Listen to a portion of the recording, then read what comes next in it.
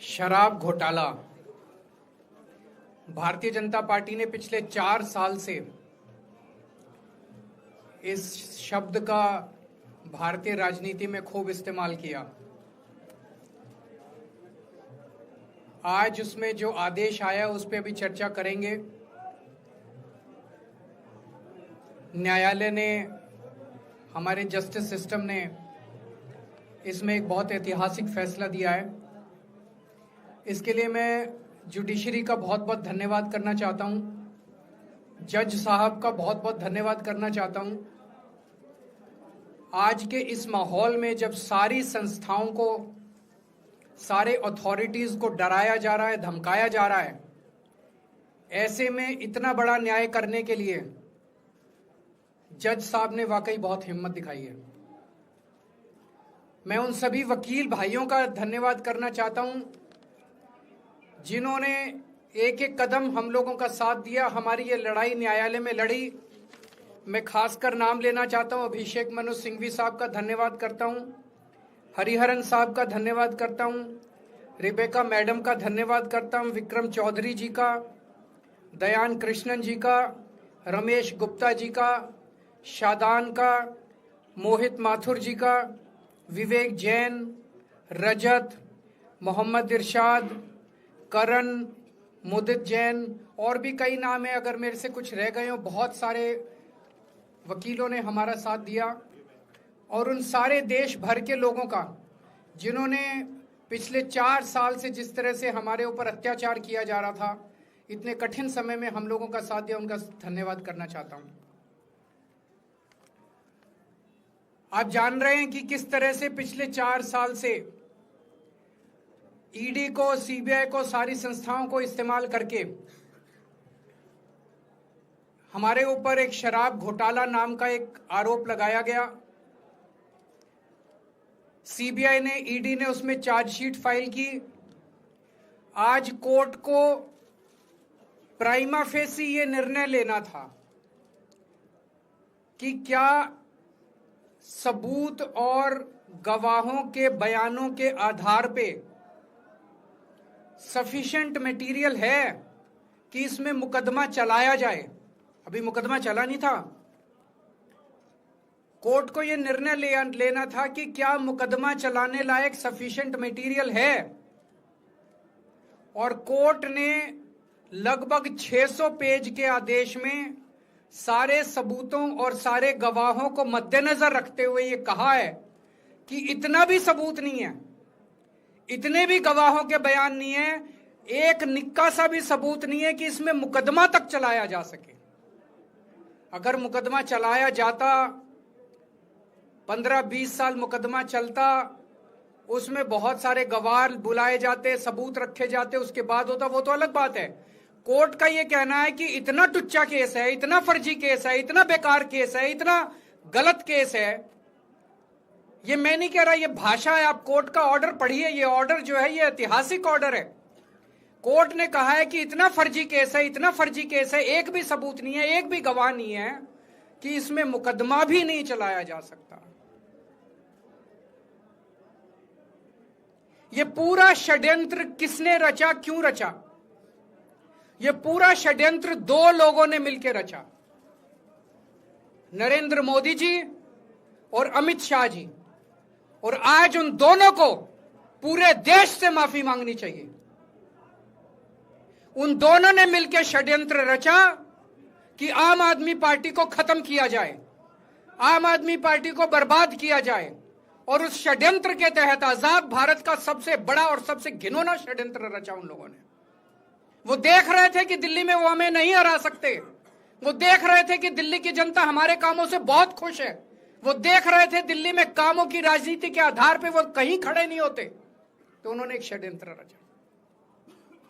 जनता जानती है कि केजरीवाल ईमानदार, उन्होंने कहा केजरीवाल की ईमानदारी पे चोट करो। जनता जानती है कि आम आदमी पार्टी ईमानदारी, उन्होंने कहा आम आदमी पार्टी की ईमानदारी पे चोट करो।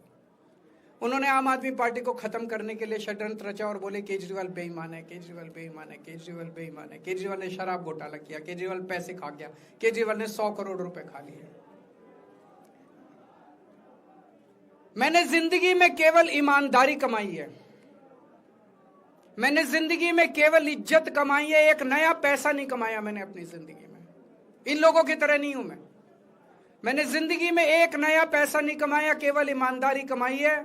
और ये उस ईमानदारी के ऊपर चोट करना चाहते थे, उसके लिए इन्होंने षड्यंत्र रचा था। आज कोर्ट के ऑर्डर के बाद यह साबित हो गया देश के सामने, केजरीवाल कट्टर ईमानदार है, मनीष सिसोदिया कट्टर ईमानदार है, संजय सिंह कट्टर ईमानदार है, दुर्गेश कट्टर ईमानदार है, आम आदमी पार्टी कट्टर ईमानदारी है। हम नहीं कह रही है, कोर्ट ने सारे देश के सामने बोला है। कई लोग ये कहते हैं जेल से आने के बाद केजरीवाल चुप क्यों हो गया, केजरीवाल गायब हो गया, केजरीवाल कहां गया। मैं कोई नेता नहीं हूं, मैं कोई पॉलिटिशियन नहीं हूं। पॉलिटिशियन को फर्क नहीं पड़ता, उनको 4 गाली दे दो, मोटी चमड़ी होती है उनकी। मैंने जिंदगी में केवल ईमानदारी कमाई है। मेरे को जब कोई बेईमान बोलता है मुझे फर्क पड़ता है। मेरे को जब जेल भेजा जाता है, मेरे परिवार के ऊपर ताने मारे जाते हैं, मेरे को फर्क पड़ता है। केजरीवाल को फर्क पड़ता है। इसलिए मैंने तय किया था कि जब सारे देश के सामने मैं निर्दोष साबित हो जाऊंगा तब तक मैं चुप रहूंगा। आज मेरे दिल से बहुत बड़ा बोझ उतर गया। मैं मोदी जी को कहना चाहता हूं, मोदी जी आपने हमारे ऊपर इतने केस कर लिए, आपने ईडी छोड़ दी, आपने सीबीआई छोड़ दी, आपने पुलिस छोड़ दी, आपने इनकम टैक्स छोड़ दिया हमारे पीछे, आपने जेल भेज दिया हमारे 5 सबसे बड़े नेताओं को। आम आदमी पर एक समय ऐसा था जब आम आदमी पार्टी के सबसे टॉप के 5 नेता जेल में थे एक साथ। उसके बाद भी केजरीवाल का कुछ नहीं बिगाड़ सके। अब तो एक ही तरीका बचा है मोदी जी केजरीवाल से निपटने का, केजरीवाल का कत्ल करवाना पड़ेगा, केजरीवाल की हत्या करवानी पड़ेगी। उसके अलावा अब केजरीवाल आपसे संभलने वाला नहीं है। अब आपके बस का नहीं है केजरीवाल, आपने सब कुछ करके देख लिया, अब केजरीवाल का कत्ल ही करवाना पड़ेगा। और एक तरीका है, मैं पहले भी बोल चुका, लेकिन वो मोदी जी के बस का नहीं है। मैंने 500 स्कूल बनवाए दिल्ली में, आप 5000 स्कूल बनाओ। मैंने दिल्ली की सड़कें अच्छी करी, आप पूरे देश की सड़कें ठीक कर दो, देखो केजरीवाल को कोई पूछेगा ही नहीं। केजरीवाल ने 200 मोहल्ला क्लिनिक बनाए, आप 20,000 मोहल्ला क्लिनिक बनाओ। आप तो देश के प्रधानमंत्री हो, अरे अच्छे काम करो ना।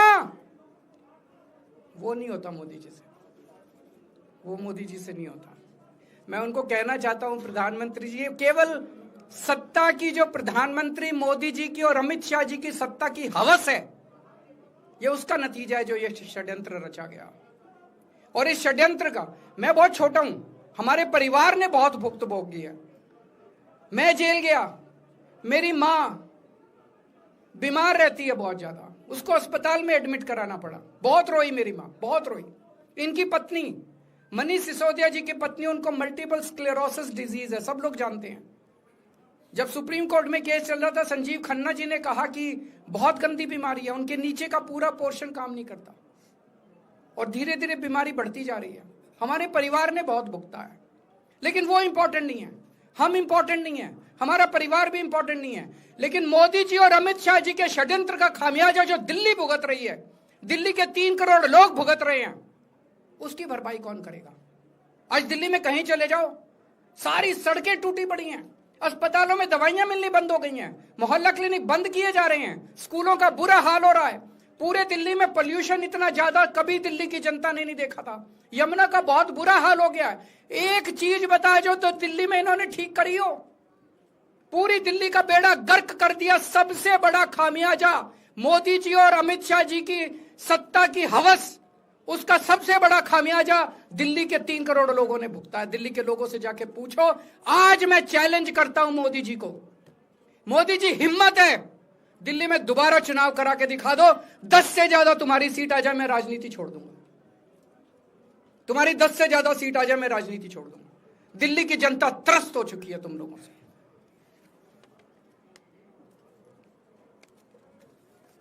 मैं मोदी जी को कहना चाहता हूं, अगर आपने सत्ता हासिल करनी है, कुछ पॉजिटिव काम करके सत्ता हासिल करो। आज देश के सामने इतनी बड़ी बड़ी समस्याएं हैं।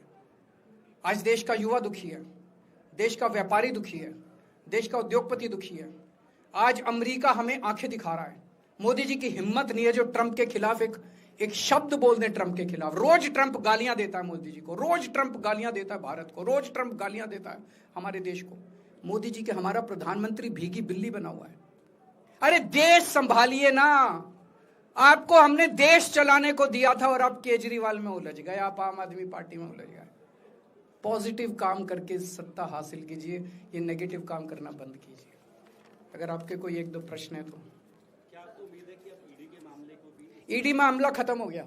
सीबीआई के मामले के बेस पे ईडी था, वो अब फॉर्मेलिटी बची है। हम अगले हफ्ते एप्लीकेशन डालेंगे, ईडी का मामला खत्म हो जाएगा। कांग्रेस कह रही है कि ये बीजेपी ने जो है कांग्रेस को नुकसान पहुंचाने के लिए आपको जो है राहत दिलवा दी है। मैं आपसे पूछना चाहता हूं, केजरीवाल जेल गया, रॉबर्ट वाड्रा जेल गया, संजय सिंह जेल गया, क्या राहुल गांधी जेल गया, मनीष सिसोदिया जेल गया, सोनिया गांधी जी जेल गई? किस मुंह से बात करते हैं? शर्म नहीं आती कांग्रेसियों को? ले जाए, वो तो ले जाए, उनका हक है। सुप्रीम कोर्ट भी जाएंगे, हाई कोर्ट भी जाएंगे। जैसे निचली कोर्ट में न्याय हुआ, ऐसे ऊपरी कोर्ट में भी न्याय हुआ। जब कोई सबूत है ही नहीं, जब कोई गवाह है ही नहीं, तो ऊपर के कोर्ट में भी कहां से लाएंगे सबूत, कहां से लाएंगे गवाह? आज कोई छोटा मोटा उन्होंने डिस्चार्ज कर दिया है हमें, उन्होंने कहा है कोई आरोप ही नहीं बनता। इसके अलावा जो इन्वेस्टिगेटिंग ऑफिसर है, इन्वेस्टिगेटिंग ऑफिसर सीबीआई के ऊपर उन्होंने, कोर्ट ने टिप्पणी की है कि सीबीआई अपने दोषी अधिकारियों के खिलाफ डिसिप्लिनरी एक्शन, कभी ऐसा ऑर्डर देखा है? इसका मतलब कितना फर्जी मुकदमा था कि सीबीआई के अफसरों के खिलाफ डिसिप्लिनरी एक्शन लिया जाएगा।